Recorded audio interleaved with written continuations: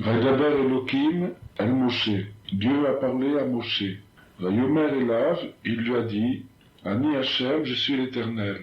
Vaïra el Avraham, et je suis apparu à Avraham, Bekel Shakai, Ushmi Hashem lo nodati lahem.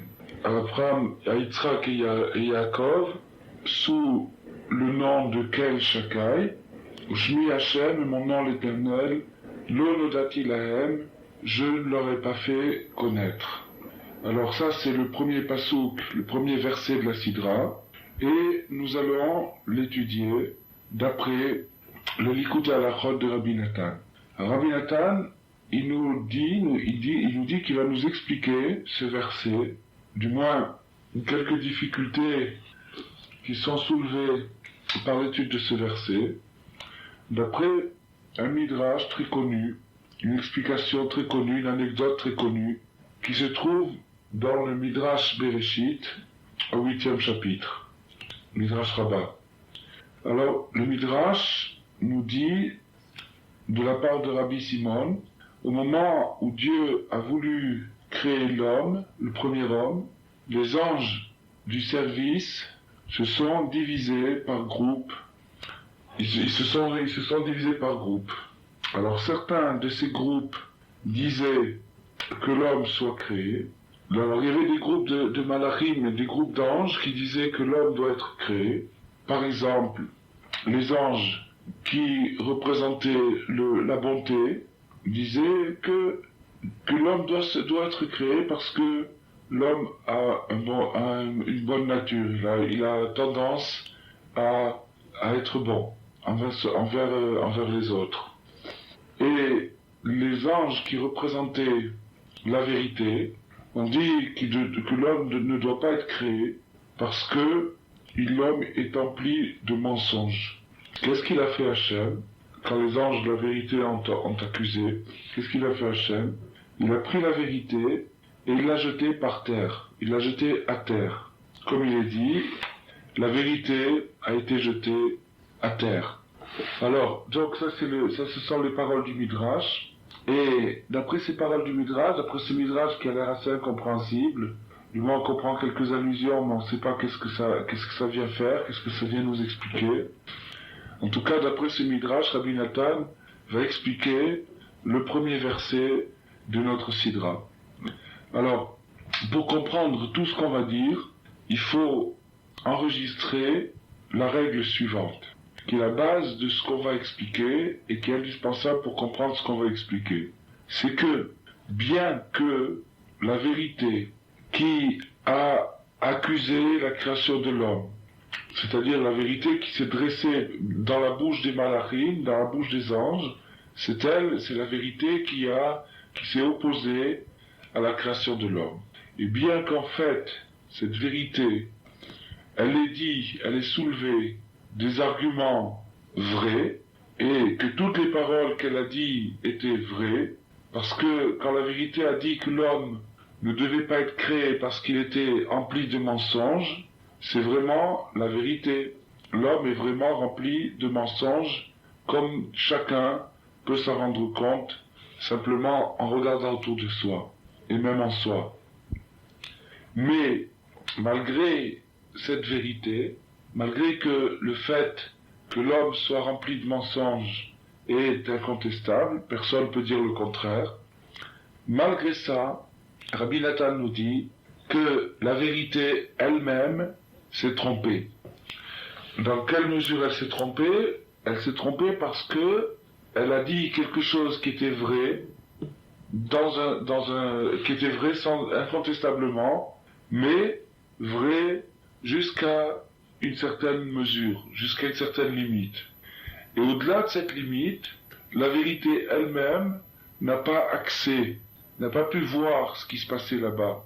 Et au-delà de cette limite, c'est la pensée d'Hachem lui-même, à laquelle la vérité, en tant que quelque chose de limité, en tant qu'une mesure, une qualité, n'a pas d'accès là-bas. C'est-à-dire qu'Hachem, il a une pensée privée et une pensée révélée. Dans sa pensée révélée, il y a toutes les midot, toutes les capacités, toutes les mesures, toutes les qualités avec lesquelles Hachem s'exprime vis-à-vis de ses créatures, vis-à-vis de nous et vis-à-vis du monde. Et puis, il y a l'aspect caché d'Hachem que personne ne connaît, que personne n'a pu pénétrer et que Hachem garde secret.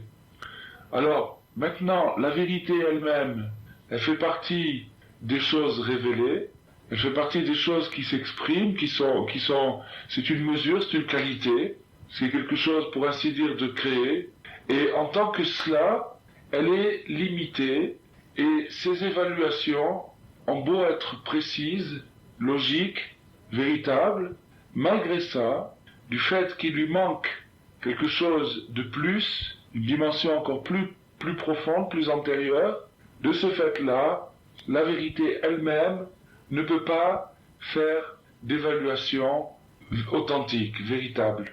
Alors ça, c'est la base de notre étude.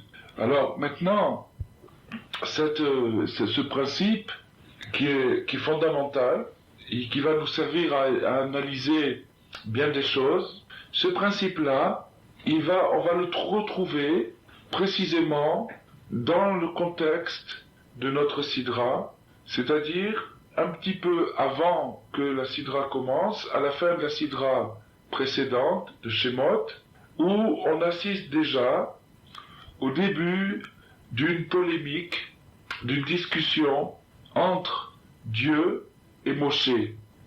C'est-à-dire qu'on voit que Dieu veut envoyer Moshe pour sauver son peuple, pour sauver Israël, et on assiste à un refus de Moshe qui résiste et qui refuse sa mission.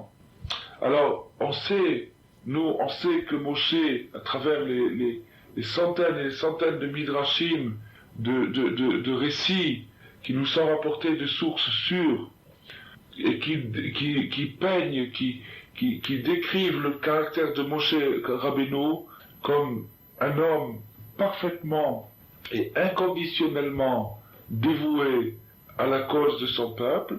Ça, c'est une chose qui nous échappe pas, pour ceux qui ont étudié le contexte. Et on ne comprend pas comment, malgré son dévouement, Moshe a pu refuser sa mission. Et ce qu'on voit par contre, c'est que Dieu s'est fâché, et il s'est fâché contre lui.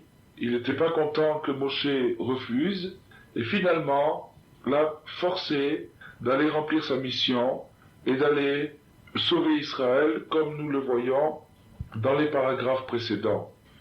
Alors, cette scène, cette séquence de la polémique entre Moshe et Hachem, qui a été interprétée et expliquée par beaucoup de commentaires, mais cette fois-ci, nous allons la voir sous un angle tout à fait nouveau. Parce que on va pas soupçonner Chas v'Shalom Moshe d'avoir voulu démissionner ou de pas avoir voulu accepter sa mission. On va pas le soupçonner non plus d'avoir eu peur, ni d'avoir remis en question ou en doute les paroles d'Hachem. Mais au contraire, on va voir que c'est un autre aspect qui a motivé Moshe. Alors Rabbi Nathan nous dit, tout ce refus, toute cette polémique est due au principe de la vérité. Au principe de la vérité qu'on a examiné et qu'on a utilisé comme base de notre étude actuelle. Donc ce principe de la vérité, c'est-à-dire que d'après la vérité, pour ainsi dire, si on prenait un jalon, un repère, et comme on le fait par exemple dans les poids et mesures, on sait qu'il y a ce qui s'appelle un mètre étalon, c'est-à-dire la mesure d'un mètre qui est faite dans un métal qui ne bouge jamais, à aucune température, et ce mètre étalon sert de repère pour mesurer tous les autres mètres. C'est-à-dire on sait ce que c'est un mètre, quand on veut se référer, voir si une règle elle est juste, on va la rapporter, l'évaluer d'après ce mètre étalon, ou bien kilo, ou bien 1 litre. Toutes ces mesures-là, elles ont ce qui s'appelle un étalon, c'est-à-dire une mesure de repère qui tient lieu de juge quand on a un litige. Alors, la vérité, le émet, c'est aussi un repère, c'est le repère, et ce repère-là, lui-même, s'est opposé à la création de l'homme en disant que l'homme, non seulement il n'avait pas de repère, mais il était tout empli de fourberies, de fausseté, de mensonges, etc. Alors, donc, on revient donc à notre principe, et on applique ce principe à l'attitude de Moshe, de la manière suivante. Même les grandes tzadikim, c'est-à-dire les hommes qui sont arrivés au bout de recherches très grandes, des recherches très poussées, autant dans l'étude que dans la prière, sont arrivés à chercher, et à travailler sur eux-mêmes, jusqu'à ce qu'ils se soient débarrassés par leur travail, et par l'aide qu'ils ont reçue d'Hachem graduellement, jusqu'à ce qu'ils se soient débarrassés de beaucoup d'illusions. Et donc, chaque tzaddik, dans la mesure de son travail, de ses efforts, arrive petit à petit à discerner un point de vérité dans la vie qui apparaît au fur et à mesure que ce tzaddik a travaillé pour éliminer de son existence tout ce qui pouvait fausser sa vue, tout ce qui pouvait le troubler, tout ce qui pouvait l'inciter à droite ou à gauche, le distraire, déranger son objectivité.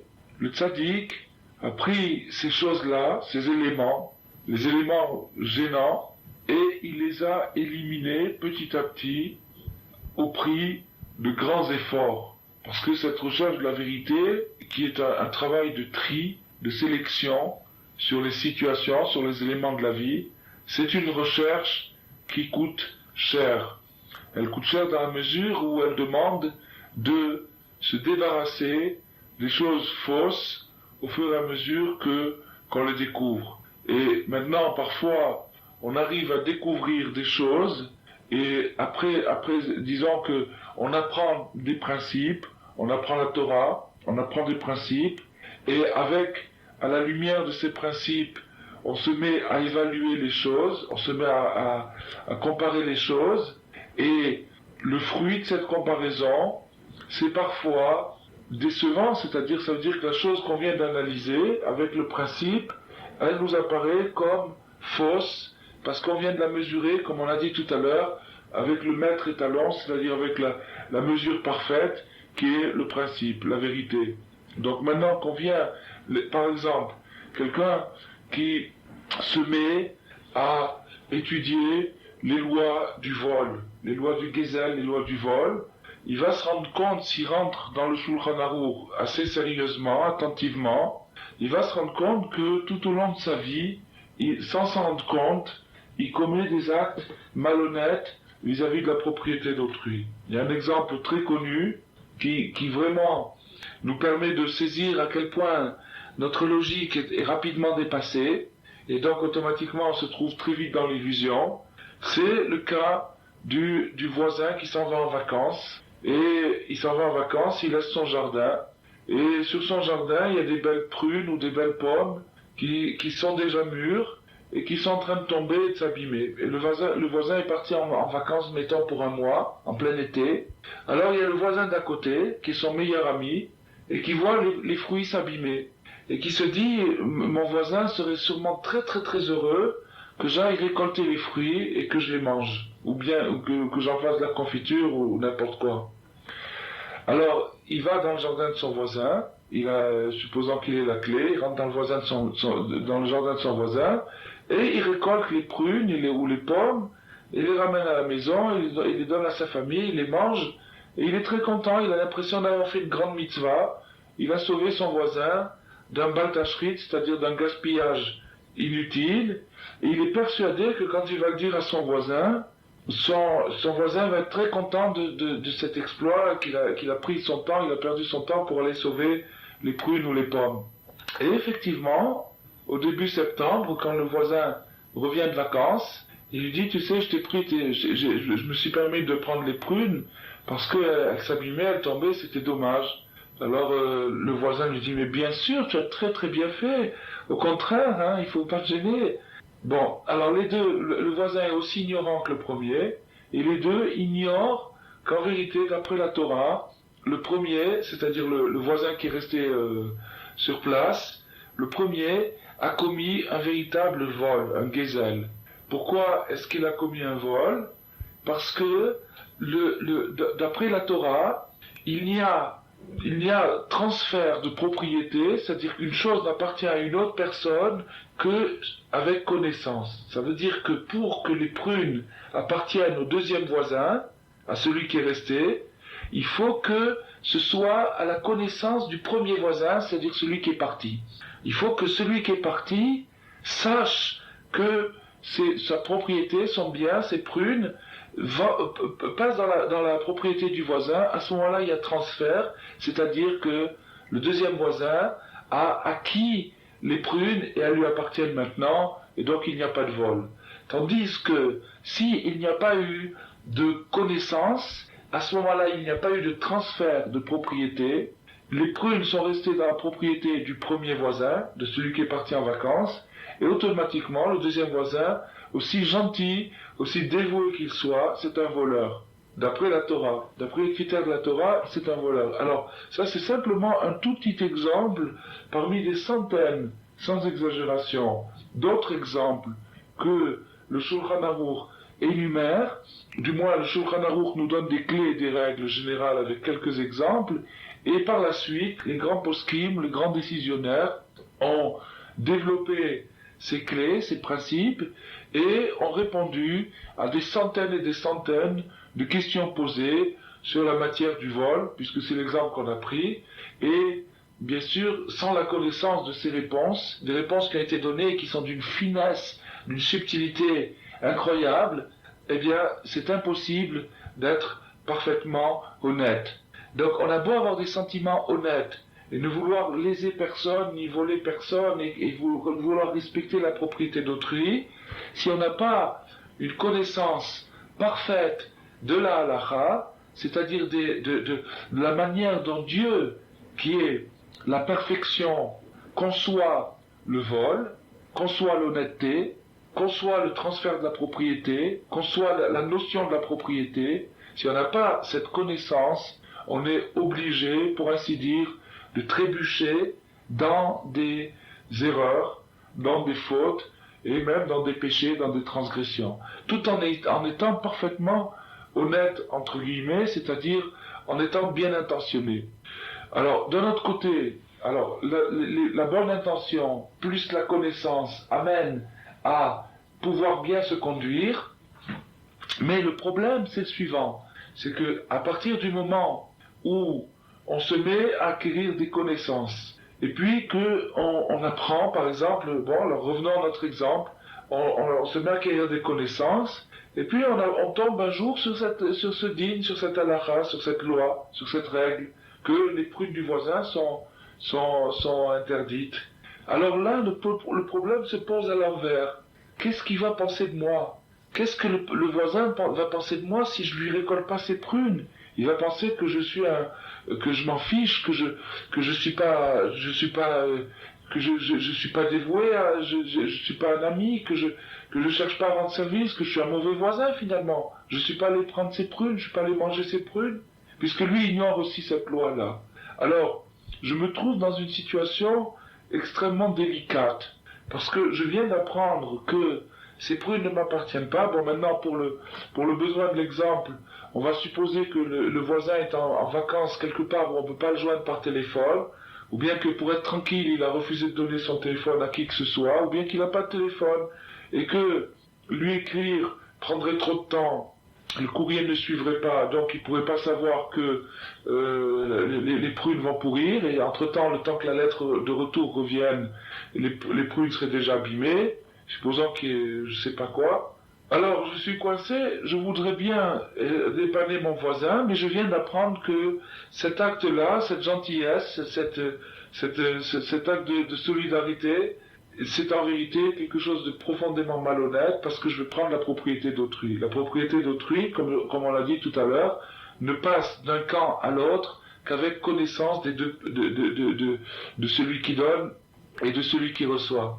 Alors, que faire dans un cas pareil? Alors, que faire? Il n'y a pas 36 solutions. S'il n'y a pas de téléphone, il n'y a pas de lettre, il n'y a rien, il n'y a pas moyen de contacter le voisin, et je sais qu'il est interdit d'aller prendre ses prunes sans sa connaissance, eh bien, la seule chose à faire, c'est de ne pas les prendre. La seule chose à faire, c'est de ne pas les prendre, de les laisser. Effectivement, de les laisser tomber par terre, de s'écraser et se pourrir. C'est la seule chose à faire. Il n'y a pas d'autre solution. Alors, ça me coûte cher, dans la mesure que mes rapports avec mon voisin vont s'abîmer. Il va me traiter de je sais pas quoi, il va penser du mal de moi, et même s'il me le dit pas, il va se dire quand même, celui-là, quand on part en vacances, on peut même pas compter sur lui, il se fatiguerait même pas de venir prendre des prunes qu'il peut manger en plus, et il va penser ça sur moi. Inévitablement, ça va créer ça va troubler nos rapports, ça va abîmer nos rapports. Eh bien, je dois avoir le courage, si je veux être fidèle au principe que j'ai étudié, à la Torah, je dois avoir le courage d'affronter cette possibilité. Entre parenthèses, et c'est une parenthèse importante, si on se rend compte que la vie est peuplée de ce genre d'exemples, c'est simplement un exemple qu'on a pris dans la vie courante, qui peut se produire tous les jours, et la vie est peuplée de ce genre, bourrée de ce genre d'exemples, où on est pris dans des alternatives très très très gênantes, très inconfortables, comme celles qu'on a décrites. Il faut savoir que, en vérité, la plupart du temps, mais ça c'est une parenthèse, hein, ça n'a pas un rapport direct avec le principe qu'on étudie, seulement c'est une parenthèse très importante parce que ça se produit souvent. Et si dans la vie on rencontre très souvent des alternatives comme ça, où il nous semble que la Torah nous pose dans une situation un peu cruelle, c'est-à-dire que d'un côté il y a le din, la loi, et de l'autre côté il y a une catastrophe, et si je transgresse la loi, j'évite la catastrophe, et si je veux pas transgresser la loi, alors j'évite pas la catastrophe, je cours au devant de la catastrophe, et j'abîme quelque chose. Il faut savoir que, en vérité, il y a toujours une troisième possibilité. Il y a toujours une troisième possibilité, c'est-à-dire une solution, une manière d'arriver à la solution qu'on souhaiterait, c'est-à-dire à une conciliation des deux opposés, une conciliation heureuse des deux opposés, qui n'est pas toujours à 100% pour la réussite des deux côtés, mais qui au moins amène quelque chose où on sauve les principes, et seulement, comme par exemple dans le cas qu'on a dit, où on arrive sans transgresser le din, on arrive aussi à ne pas froisser la sensibilité du voisin, mais cette troisième solution n'apparaît qu'avec beaucoup de prières. C'est-à-dire qu'il faut se tourner constamment vers Hachem pour demander que dans toutes nos actions apparaisse cette troisième solution. Et ça, c'est la réussite dans la vie dépend de ça. C'est que la vie n'est faite que de contradictions et d'alternatives, et de choix qui sont parfois très douloureux et qui nous posent, comme dans le cas qu'on a donné, devant des dilemmes. On se demande qu'est-ce qu'il faut faire, et des deux côtés on voit du bien. Alors après on commence à se raconter des histoires, quand on veut justifier sa faiblesse, on commence à se raconter des histoires, on commence à se dire mais je le fais pour ceci ou je le fais pour cela, etc. Et on s'empêtre dans des résultats, dans des solutions qui parfois, malheureusement, nous font perdre des deux côtés. Alors là c'est vraiment dommage. Et dans le meilleur des cas, si on a du courage, alors ça nous fait perdre que d'un côté, mais c'est vraiment dommage parce qu'on a perdu. Alors la solution, la troisième solution, celle qui réconcilie, qui n'est pas toujours évidente et qui est presque toujours cachée, ne peut apparaître qu'avec beaucoup de prières. C'est-à-dire que Hachem a créé son monde de telle façon que dans ce monde-là, la troisième solution est cachée. Elle n'est pas évidente, elle n'est pas apparente. Et comme par exemple on voit des fois la seule façon de faire plaisir à quelqu'un, ça serait de transgresser pour lui la Torah et de faire quelque chose pour lui, de faire pour lui quelque chose d'interdit. Et alors on se dit, mais voilà, est-ce que le devoir de faire plaisir à son prochain n'est pas primordial? Et donc on se place déjà dans une situation très très très très ambiguë et on risque avec ça d'atterrir là où notre préjugé aurait préféré, c'est-à-dire ce qui nous arrange le mieux. Et ça c'est dommage parce qu'on va sacrifier la vérité à l'intérêt. Alors que il existe sûrement une troisième dimension, une troisième solution, celle qu'on n'a pas prévue. Par exemple, que en allant chercher du pain, toujours pour prendre l'exemple du voisin en vacances, on rencontre un autre voisin qui lui va justement partir demain et qui va dans la même région et qui rencontrera l'autre voisin. Alors on le demande, excuse-moi de te déranger, je pourrais avoir la gentillesse de dire à un tel qu'il y a ces prunes qui s'abîment, est-ce qu'il me donne l'autorisation de les cueillir? Il a quand même donné un coup de fil. Alors là, on aura l'air un peu ridicule parce que la plupart des gens ne se cassent pas la tête tellement que ça, mais ça fait rien, ça on peut passer là-dessus. En tout cas, en attendant, on a sauvé les deux, on a sauvé l'amitié, on a sauvé l'honnêteté. Mais pour rencontrer ce voisin, naturellement, ça a quelque chose du miracle, ça tient du miracle, où on ne rencontre pas toujours des voisins, il n'y a pas toujours cette solution miraculeuse. Alors, l'enseignement fondamental de la chassidoute nous enseigne qu'il n'y a pas moyen de faire apparaître dans la vie cette troisième dimension, la dimension miraculeuse, seulement par la prière. En demandant beaucoup à Hachem, en étant branché en permanence sur Hachem, c'est-à-dire en sachant que toutes les solutions viennent de lui et qu'on ne peut pas arriver à quelque chose d'harmonieux sans lui. Alors ça, c'était une parenthèse qui mérite réflexion. Revenons à notre sujet, c'est que les tzadikim, eux, sont arrivés à trouver la vérité à force de travail, c'est-à-dire qu'ils ont travaillé sur eux-mêmes et chaque fois qu'il y avait une solution délicate, un problème délicat, ou comme le cas qu'on a cité, ils ont eu le courage de prendre la solution que leur conscience leur guidait. C'est-à-dire ce que leur conscience leur dictait, ils ont agi en fonction de ce que leur conscience leur disait. Ils n'ont pas cherché la facilité, ils n'ont pas cherché le confort, ils n'ont pas cherché ce qui les arrangeait, ils ont cherché ce qui était vrai. Et maintenant, eux non plus, même toute sadikim qu'ils puissent être, eux non plus, dès le début, Hachem ne leur a pas toujours envoyé la troisième solution qui concilie tous les deux éléments, et parfois ils ont été obligés de se trouver dans des situations une fois parfaite que ton salut peut venir en une seconde. Si les goïms doivent me tuer, c'est pas grave, je me relèverai pour la résurrection des morts, c'est un bêtise. Et il a dit ça avec une très très grande phrase. Il a dit ça avec une très très grande phrase.